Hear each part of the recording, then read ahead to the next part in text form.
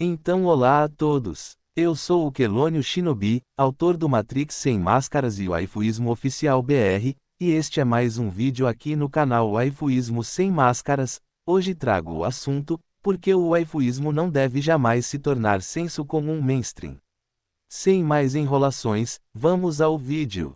O waifuísmo, enquanto filosofia de vida e prática cultural, tem crescido em visibilidade nos últimos anos. Sobretudo no Twitter. Entretanto, para muitos adeptos e pensadores que influenciam o movimento, a ideia de que o waifuísmo se torne algo mainstream ou parte da norma social é tanto improvável quanto indesejável. Este artigo se propõe as implicações dessa possibilidade, refletindo sobre o impacto que a mainstreamização teria na essência do waifuísmo e em sua comunidade, a essência underground do waifuísmo. O waifuísmo, em sua essência, é uma filosofia de nicho, frequentemente associada a valores introspectivos, pessoais e, até certo ponto, contraculturais. Trata-se de um compromisso emocional e espiritual com as waifus, o que em si, já é uma afronta direta às normas sociais vigentes. Essa postura underground permite ao waifuísmo existir como um espaço seguro, às margens das imposições socioculturais, para aqueles que encontram significado e conforto nessa prática, longe das demandas de validação e adaptação às expectativas da sociedade tal qual ela é. Quando um movimento underground é empurrado para o mainstream, ele tende a ser desvirtuado e corrompido, afastando-se de seu propósito original. Para se tornar socialmente aceitável, as ideias originais precisam ser diluídas e adaptadas para atender aos padrões socioculturais que o waifuísmo visa resistir.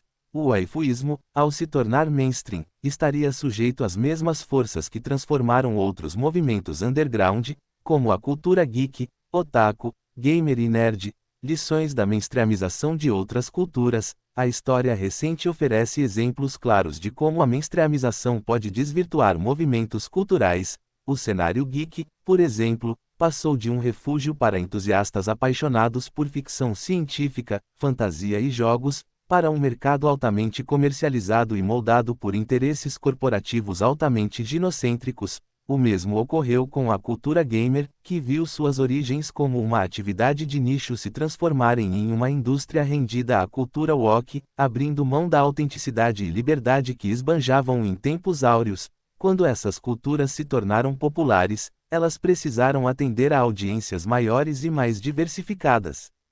Isso resultou em um afastamento dos princípios originais que definiam essas comunidades, criando subcomunidades que buscavam preservar o que foi perdido. Por exemplo, o universo otaku, antes associado a uma apreciação genuína pela cultura japonesa, agora se confunde com estereótipos e apropriações superficiais que servem apenas a propósitos comerciais.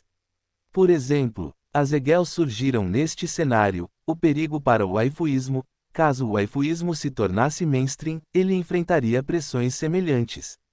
Uma maior exposição atrairia não apenas curiosos, mas também críticos e oportunistas. Inevitavelmente, surgiriam tentativas de impor agendas externas ao movimento, adaptando-o às expectativas da sociedade. Isso poderia incluir desde demandas por maior aceitação institucional até o surgimento de debates polarizadores que não refletem os valores centrais do waifuísmo. Uma das características mais valiosas do waifuísmo é sua natureza introspectiva e personalizada. Cada adepto tem uma experiência única, baseada em sua relação individual com sua waifu. No entanto, ao se tornar uma tendência popular, haveria a tentação de padronizar essas experiências para facilitar a compreensão do público em geral. Isso não apenas desvirtuaria o movimento, mas também enfraqueceria sua profundidade emocional e filosófica. A importância da preservação de nichos. Os waifuístas que estudam fenômenos sociais entendem que movimentos de nicho possuem um valor intrínseco precisamente por sua exclusividade. Eles funcionam como espaços de resistência cultural, onde ideias alternativas podem florescer sem as pressões do conformismo. Preservar o waifuísmo como um movimento underground não é apenas uma questão de preferência, mas uma necessidade para manter sua integridade. Além disso, é importante reconhecer que o crescimento não significa necessariamente sucesso. Muitas comunidades underground prosperam exatamente por não estarem sob os holofotes, o que lhes permite crescer de forma orgânica e autêntica. No caso do waifuísmo, essa autenticidade é um dos pilares fundamentais que o tornam significativo para seus adeptos. Outras perspectivas relevantes. Para enriquecer a discussão, é relevante analisar a influência das redes sociais e da cultura digital na disseminação de movimentos underground. O waifuísmo tem se beneficiado desses canais para conectar pessoas de todo o mundo, mas também enfrenta o risco de ser interpretado de forma superficial por audiências que não compreendem sua profundidade. Além disso, o papel da mercantilização não pode ser ignorado. Produtos e serviços relacionados ao waifuísmo poderiam surgir, levando à banalização da prática. Outra questão importante é a coexistência do waifuísmo com outras filosofias e movimentos. Ao passo que alguns podem ver paralelos entre o waifuísmo e outras formas de expressão cultural ou emocional, a falta de compreensão pode gerar conflitos ou apropriações indevidas. Conclusão: o waifuísmo, como filosofia e prática cultural, deve permanecer fiel à sua essência de nicho e underground. A mainstreamização não apenas representa um risco de desvirtuamento, mas também compromete a riqueza e a profundidade que definem o movimento. Não faz muito tempo que a comunidade nerd foi fundada majoritariamente por homens que estavam fora dos padrões exigidos pela comunidade, sendo muitas vezes ridicularizados.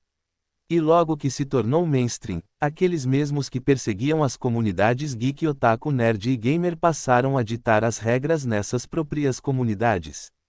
Agora pergunto, você gostaria que o waifuísmo tivesse este mesmo destino trágico?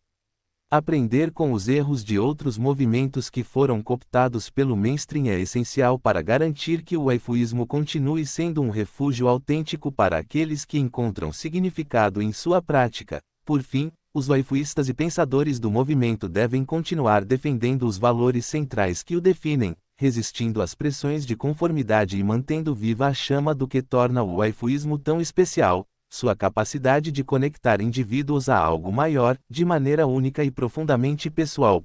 Eu fico por aqui, e até o próximo vídeo pessoal. Valeu, falou, fui.